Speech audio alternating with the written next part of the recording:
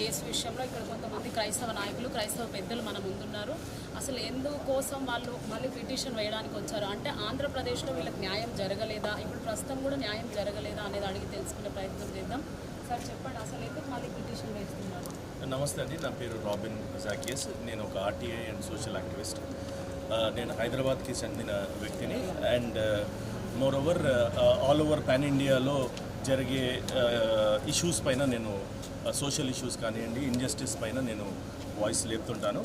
ఎప్పుడైతే ప్రవీణ్ పగడాల గారి death 3 months back 24th date నాడు యాక్సిడెంట్ జరిగింది అని ఈ మీడియా రిపోర్ట్స్ కానివ్వండి అవన్నీ కూడా ఎప్పుడైతే బయటకు వచ్చాయో, సో ఆ మీడియా రిపోర్ట్స్ ఆ ఇన్వెస్టిగేషన్ పైన చాలా ప్రశ్నలు ఉన్నాయి. సో దానికి సంబంధించి నేను పర్టికులర్గా పాయింట్ బై పాయింట్ మనము దీన్ని ఇన్వెస్టిగేట్ చేయాలి, ఒక ఇండిపెండెంట్ ఇన్వెస్టిగేషన్ చేయాలి అని ఒక పట్టింపుతో ఆర్టీఐ పిటిషన్స్ ప్రతి ఒక్క డిపార్ట్మెంట్కి వేయడం జరిగింది.